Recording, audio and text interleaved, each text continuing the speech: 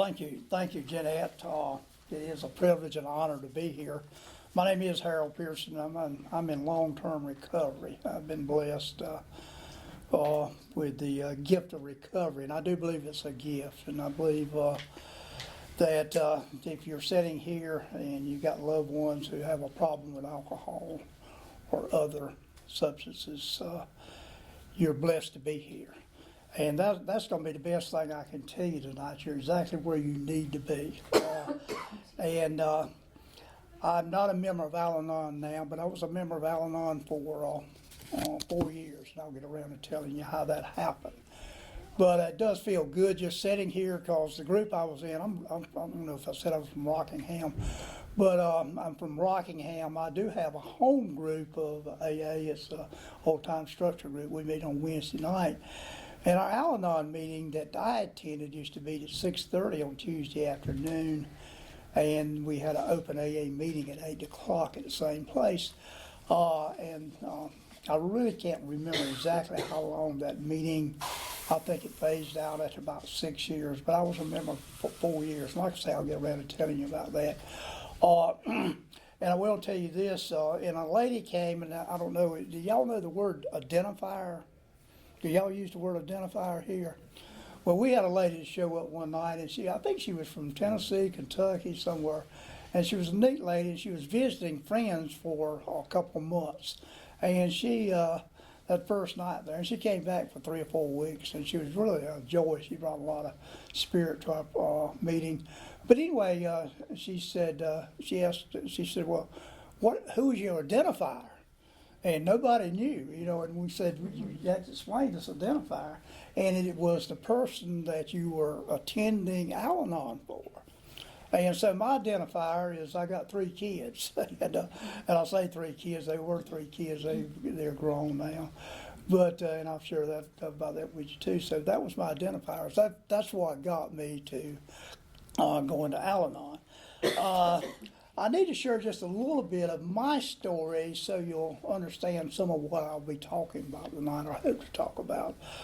My biological mother died when I was 2 and a half, and my biological father was alcoholic, so he was not capable of raising me, and my biological mother had made arrangements for my aunt, who was the sister to my father, to take me, and they later adopted me. And on my biological mother's side of the family, there was, she had 2 brothers who would have naturally been my uncles, but they died before I was born. But both of those guys were alcoholics, and they died as a result of suicide.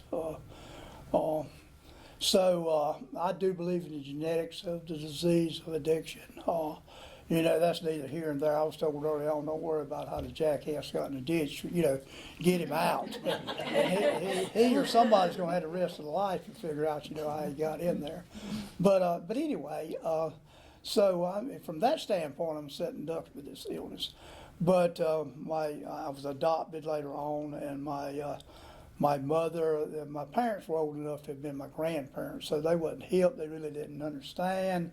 My mother had 2 children, and my adopted father had never had any kids.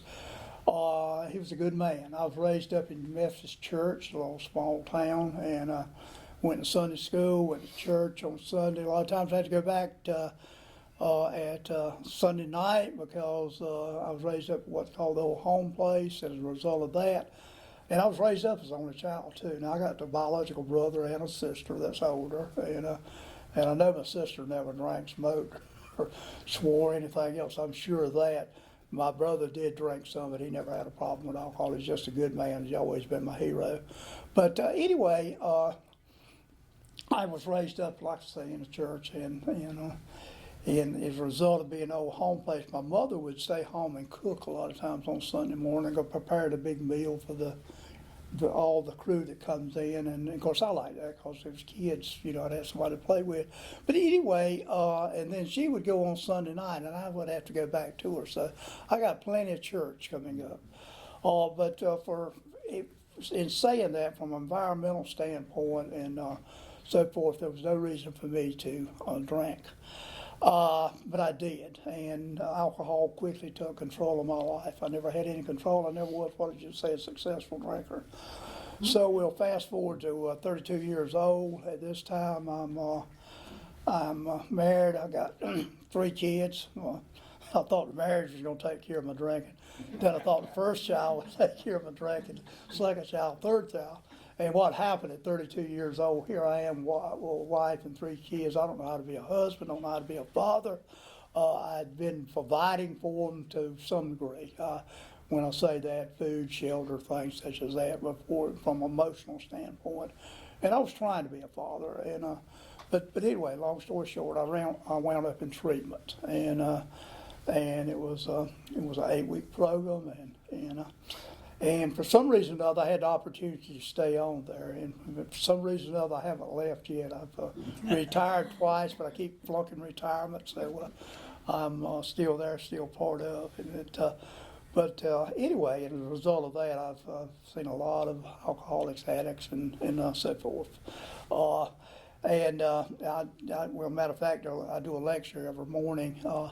And I told the guys this morning, I said, you know, one thing that you need to realize that a lot of people think working at a treatment facility or a detox facility or whatever is you got it made if you're in recovery, you know, doing that. I said, let me tell you that this is not recovery. My recovery program, anybody else's recovery program, comes from going to 12-step meetings and following, sponsoring and doing what you're supposed to. It certainly don't come from working in a facility. But anyway, I had the opportunity to work there. And my kids, now here they are, 4.5, daughter 4.5, she was the oldest, son 3.5, and then the youngest 1.5. So, and so I just knew that, I never had to worry about addiction with my kids. I just, cause one, they were being raised up there in that environment and so forth. And, but at a certain age, I had those talks. And all 3 of them would go to meetings with me. My daughter, her first question was, they're going to have cake tonight, and so forth. That was her criteria for whether she wanted to go or not. I think the boys would just go to cut up. But anyway, and because some other people were bringing their kids at that time. But anyway, they sort of grew up in it. Where I work at, we have a chapel service on Sunday morning. Still have it. My 2 sons serve as ushers. And again, I would think, this is really the deal.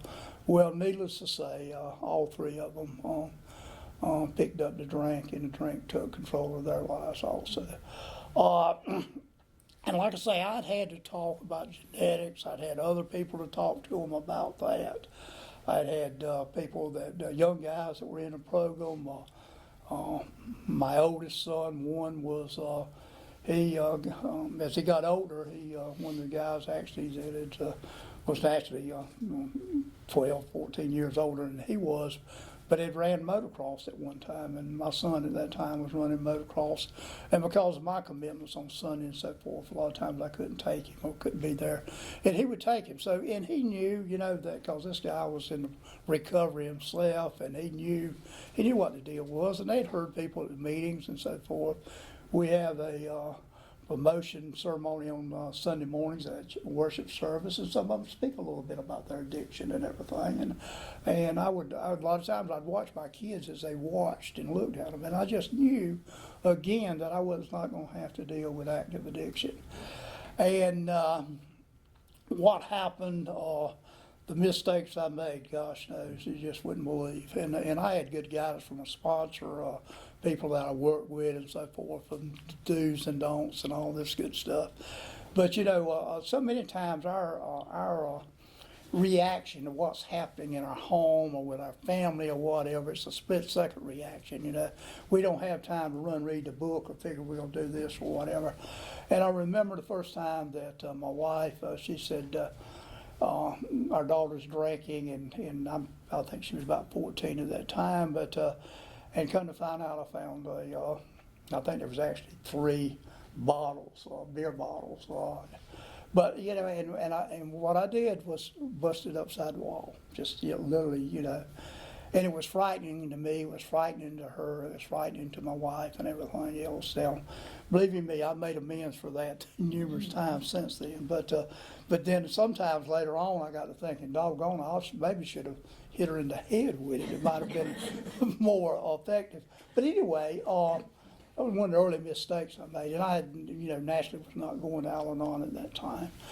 Now, as I progressed on, and my oldest daughter, she went off she completed high school. She went to Pembroke off campus, go down 1 or 2 days a week. First of all, she went to community college and did that 2 years, and then she went to Pembroke. But, and I encouraged her, and I'll have to say this, she worked. She would work. And come to find out, I know now why she worked, because she wanted money to buy her drugs and alcohol and sort of do what, but it was, I'd always believed in work ethic with my kids, and I can say that all three I had that. But anyway, I was thinking, well, now she'll get this education and she will settle down and And it did. It just progressively getting worse. I would put my head in the sand a lot of times, be in denial. And what I found out as a parent of addicted children is, and I can speak from this from myself, my own life of living in addiction and the guilt and the shame and trying to hide and lying and everything else and trying to, make like it's not that bad, but on the inside just literally, crying for something and you don't really know what you're crying for. And what I found out happened as a parent, I was doing the same thing they were doing. I got to that point where I'd lie for them. They wanted where they at, why aren't they at this event, how's she doing in school, or and things such as this. And then they got to get in some trouble that the names hit the paper. That's back when they had a newspaper, and it seemed like it always seemed to be on the front page or whatever. But and people would ask, well, it's not that bad. We're going to take care of it. And then the court things and things such as this, just completely. And all of it was addictive behavior, but I was still had my head in the sand. Now I'm working in the field every day, working with people and all this, meeting with parents and so forth. And one of the things early on, though, meeting with parents, and again, this a lot of times, and I even had that magic wand, and something's going to touch them and everything, you're going to wake up the next day and you're going to live happily ever after. And I would have mothers come and their son, sometimes it would be their husband, but they would, I would sit down with them and cover what the program was going to be, what they could expect and things such as this. And as you know, we live one day at a time. And I would say, we all here, we just live one day at a time. I could be drunk tomorrow. And why would I make that statement? Because gosh knows I could see Mama reaching for a pocketbook when I'd make that statement. That like she was thinking that I'm gone. If you're going to be drunk, I'm not going to leave my kid here.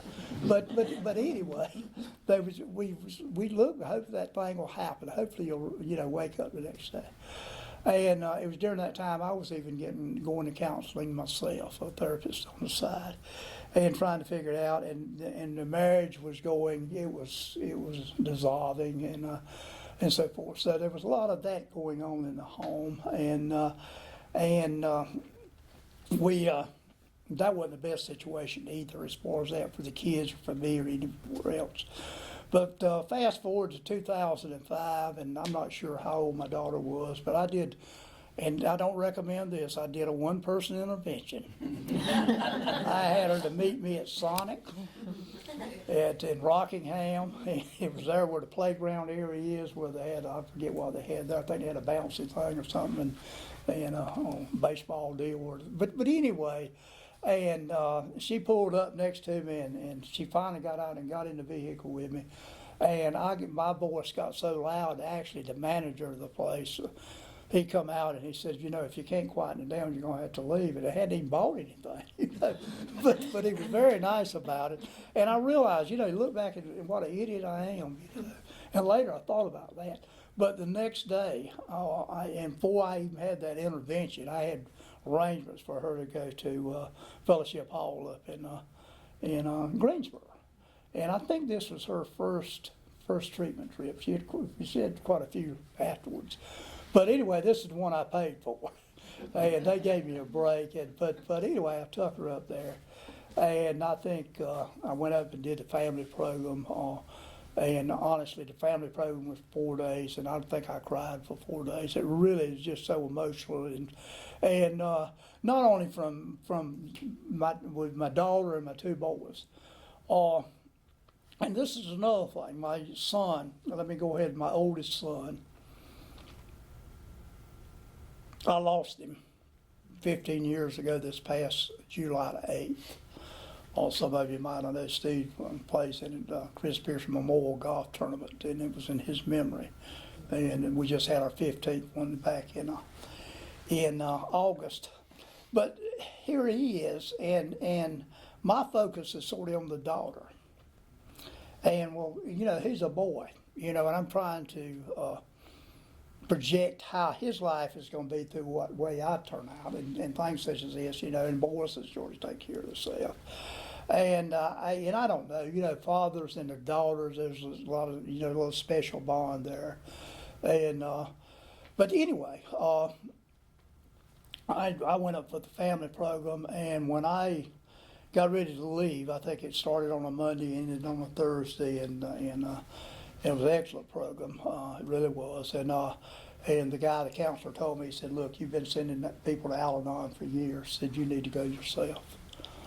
And, I'm pretty good at following directions sometimes. But anyway, I came back at that Al-Anon group I was telling you about. They met on Tuesday night, and I became a member of that. I need to, at this point, also tell you my wife, and we'll be 19 years, October the 8th. In a couple of weeks, we'll be 19 years into our marriage. But anyway, she's in recovery also. But she still attends Al-Anon, but she was also going to that Al-Anon meeting, so we started going together to that Al-Anon meeting. She not only she attends Al-Anon meetings up here sometimes. I think Saturday morning she comes up, but anyway, I started going to that Al-Anon meeting, and I just fell in love with it. It was a group. Several men, ladies, and so forth, different age groups and so forth. A lot of husbands and wife together, their kids, and so forth. And I really bonded with all these people, and it was really good. And of course I was still certainly going to AA. My daughter, let me get back to her. She lasted about 3 days, probably out of Fellowship Hall before she was using again, and just but I said, well, it's not as bad as it was, but it was insane. By this time, she had a son. She was no longer living with the son's father. She had not. She never moved back at home. I didn't tell you about that, but she was in and out of the house the first few years after she moved out at 18. She would get in a jam, move back home.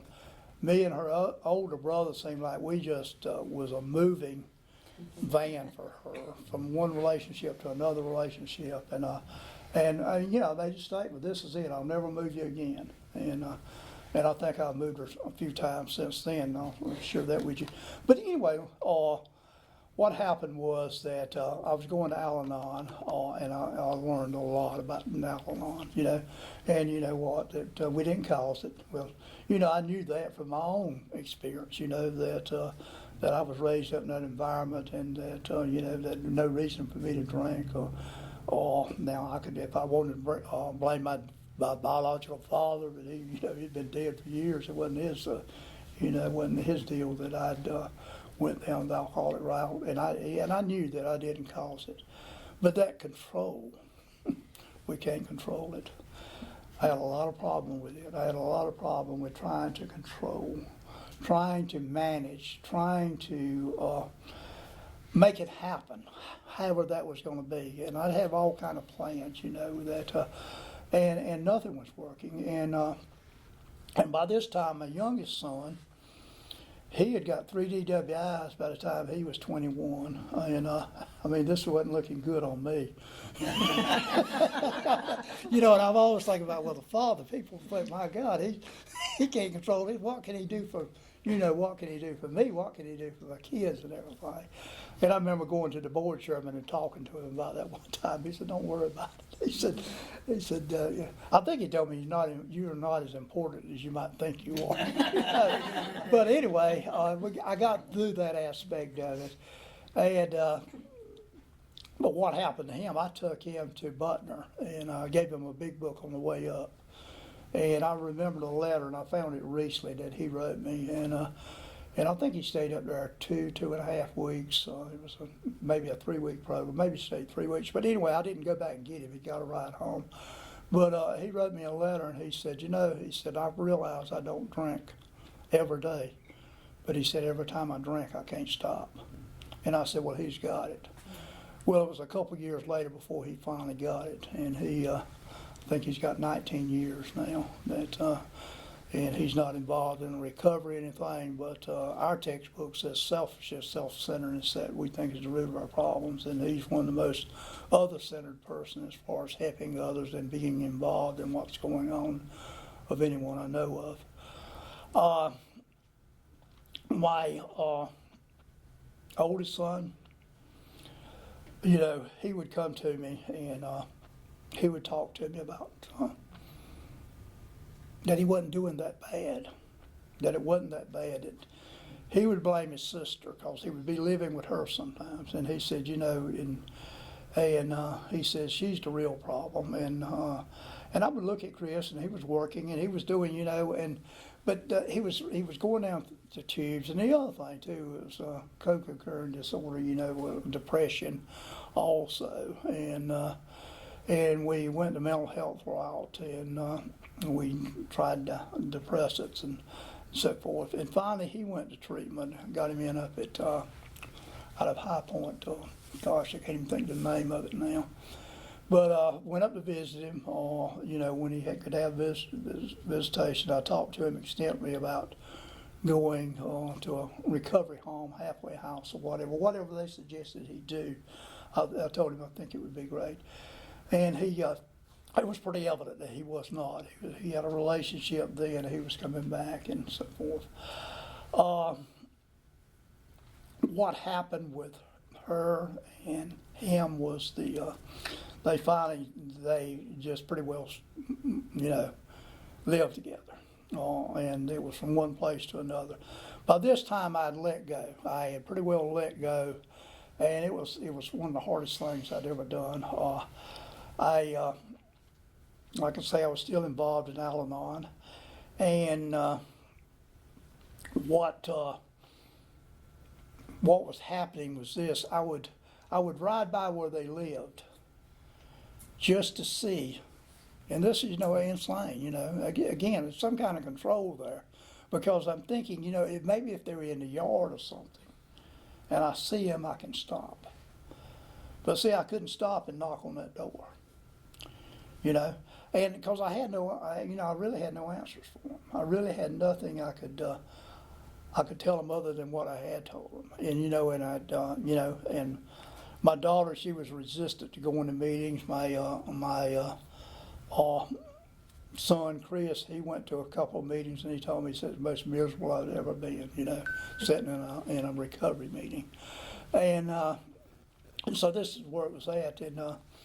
And what happened, like I say, 15 years ago, this past July, I got the call. I was headed down a meeting West End that morning, or Seven Lakes, and I was up by the racetrack because I was taking a guy to Bethesda, and I got the call that I needed to turn around and go back. And I knew it wasn't good. And my son had taken his life as a result of addiction. And I believe what had happened. I do know this. I talked to other people that knew Chris well and talked to him, that he had reached a point in his addiction where he was going to have to start stealing in order to support his addiction. And I think he elected that he could not do that. And he decided to end his life. I still have question marks. I had a guy that was a mentor of mine and everything that had lost a grandchild to addiction, and also his son, who was a doctor, was also lost his license because of addiction and so forth. And he asked me one day, he said, "Want to know how I was doing?" I was probably 6 to 9 months away from the death, and I said, I'm finding some kind of peace with Chris's death. But I said, Martin, I said, I still got a lot of question marks. And he told me, he said, you wouldn't be the person you are today if you didn't have those question marks, And still sometimes, and one of the things I have to deal with his death each morning, because of close proximity of my home or our home and where he is buried, I visit his grave every morning and spend, I don't know, 15, 30, 2 minutes, whatever, just standing there. And I won't even try to say what I've got written on his, Steve, we give him at the golf tournament. I believe in fairness of all, being non-judgmental and trustworthy, pulling for the underdog. He always pulled for the Atlanta Braves way back. And then when they started winning, he put it back on me. But always give it the best, no matter if you lose, because he seemed to all youth teams. He always seemed to be on a losing team, but he always gave it his best. And last, I believe in respecting my elders and helping all people love Chris, and he was the one out of the three. Any note, it might be barred weed eater, he put love Chris. I never worried about him stealing from me. My daughter, she would get it. And I would confront her, and the lie would come out of her mouth, and I would have to convince myself she was telling me the truth, but knowing all the time, So I'm sitting here not too good of an example of what to do, but anyway, after Chris's death, Christy really went down the tubes, and long story short, 8 years ago this past Labor Day. I got a call. My wife and I, we were race fans. We were going to Dartmouth, and I think the race was going to be 6 o'clock that night.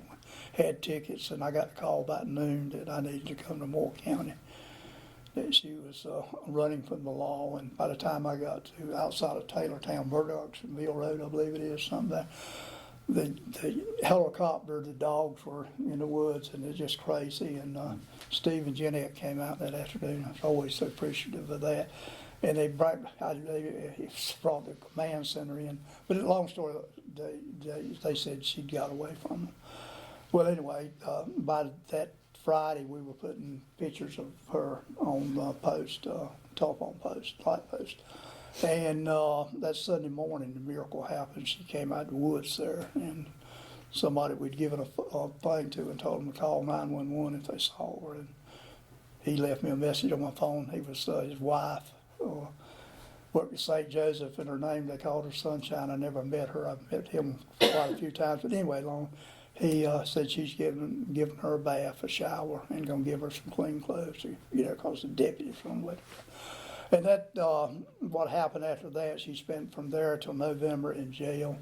We were able to get her out. Becky Cameron, some of you might know that name, was able to get her out. She went to first at Blue Ridge up in the mountains. I took her up there, and she stayed up there for 13 months. She intended to move into Asheville, a great recovering community. Of course, I'm sure everything else is in Asheville too, but the craft beer and all that. But the miracle happened. She called the Bethany House here, and Paige said, "You always got to be here," and she came back here to Bethany House, worked there for a while, and she works in the field of addiction now. And she finally put her degree to work, and she works for a company out of Warrenburg. She's been working in the mental health field for 5 years now, and it's just unbelievable the girl she's turned out to be, and so forth. And it's nothing I did other than not when she was in jail. I hated to go, because you had to do the teleprompter and sit there and for 30 minutes one day a week, and she never asked for anything though during that time period. I think I put money in the machine, but she never asked for anything. And she was a little bit resistant, but she didn't have no choice. Well, I said she did have a choice. Either if she did not stay at first at Blue Ridge, she would have had to come back and go to prison and do her term out, whatever that was. I'm not sure, but anyway, it was hard being a parent doing that. I let her stay in jail in Rockingham one time for 11 days, and she said that she knew better than call me. She knew I would not get her out. But if she'd have called, there's a good possibility I would have. So, but again, it's so hard in these situations, But that's the reason. What I found about Al-Anon was, we sit around here, we can talk, and we hear it from others and everything, and all.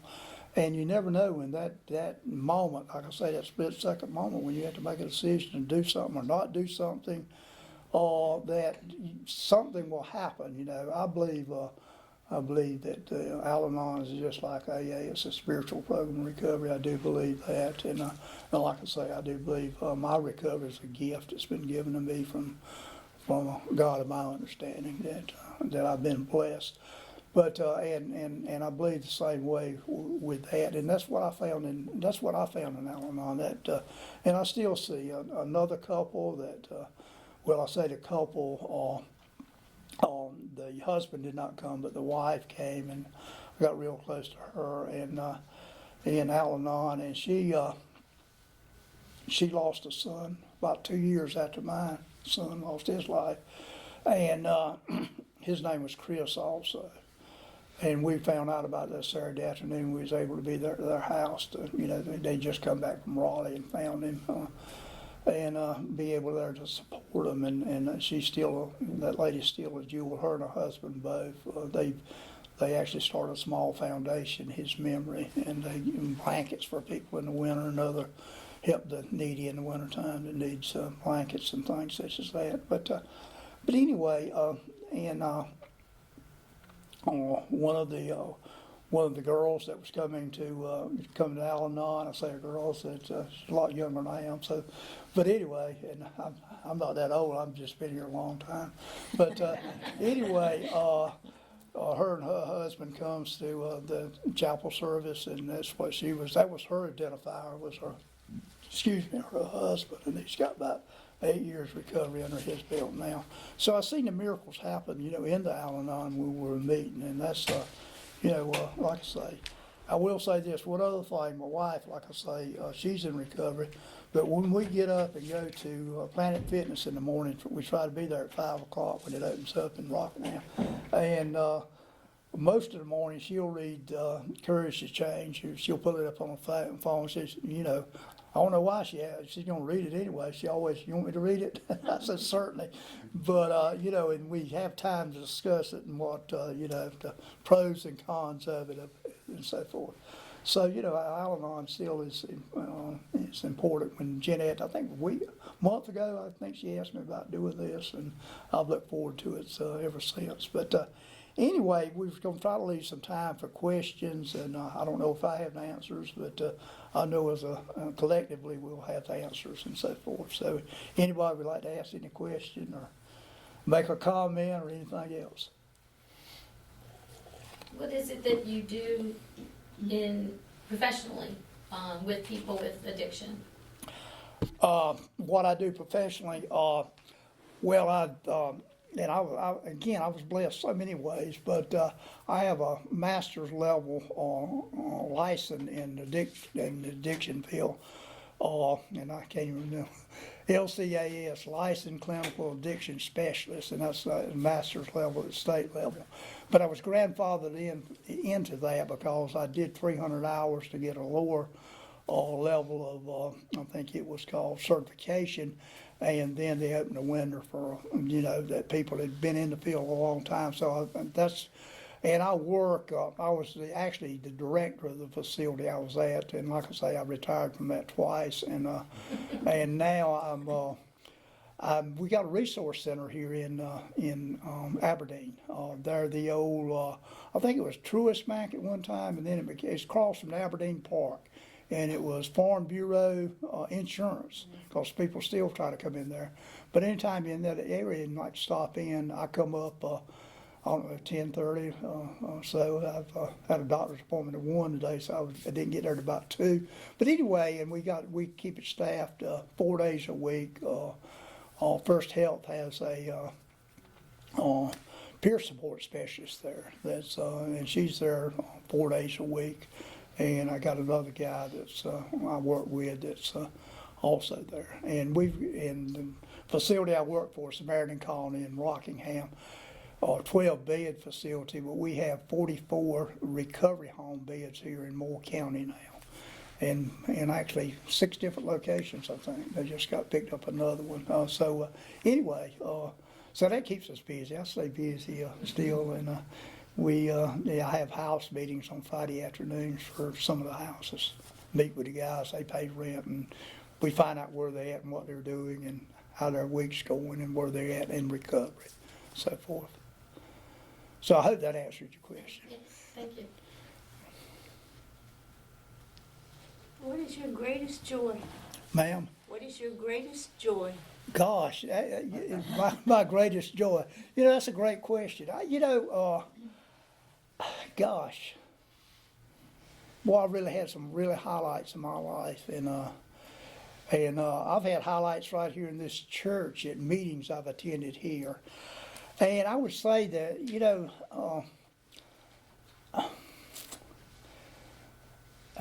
it would go back to, Steve, you might, I don't know, Ben Page, you know who I'm talking about. And this was a guy that was a year ahead of me in recovery.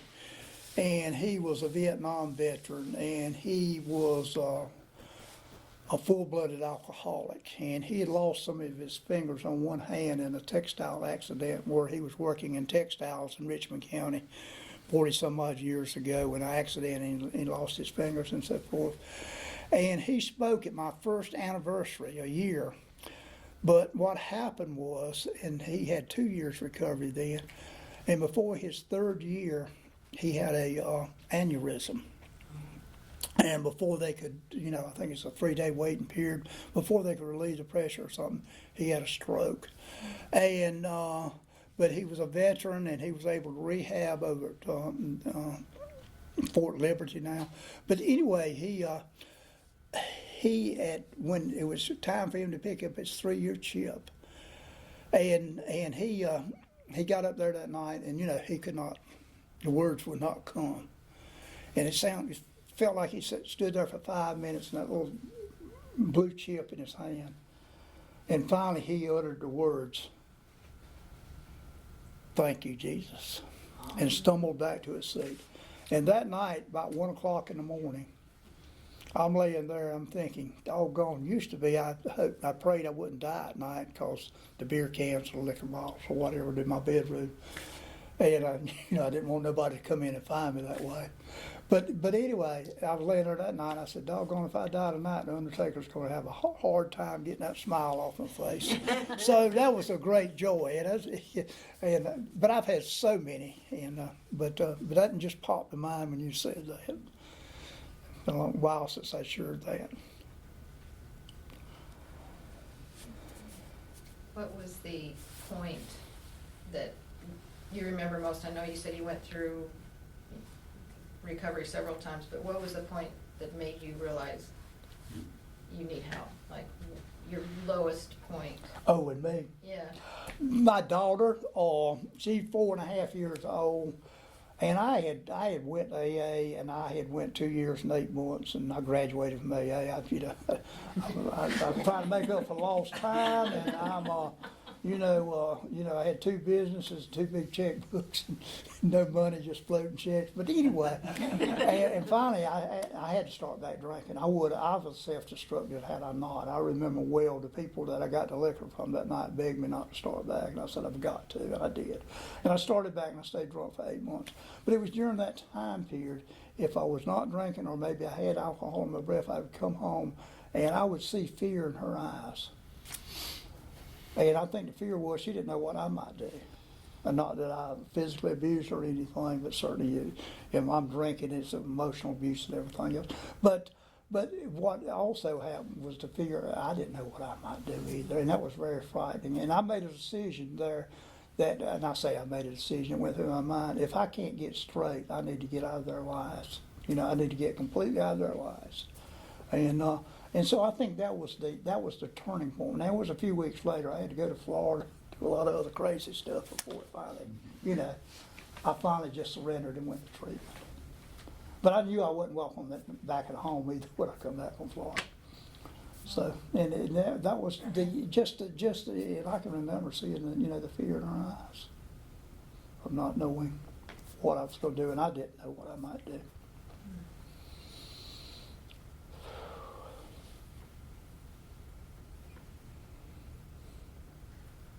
So what did you commonly see in people that came to the colony, the family? What was a common kind of thing that you saw that was mistakes made that they thought they were doing the right thing or whatever? Gosh, we could probably stay here the rest of the night on that. The things they were not doing right, well, they would continue to provide for them. They would come in there and they would have clothes, they had nice clothes. And we're old maid, we still, you keep shirts with collars on, keep your shirts buttoned up, shirt tails in and thing. We still do that. And the next thing you know, they've got nice clothes. But here they go to Belts and just buy them another wardrobe to bring. And just, in blue jeans and thinking, well, you could just go to Walmart. We got a clothes closet there. You really don't need to do this. Or they would slip them stuff on Sundays sometime. And one of the things that happens during that chapel service, the last 2 weeks, families can visit. And our textbook, Alcoholics Anonymous, says that we addicted people become producers of confusion rather than harmony.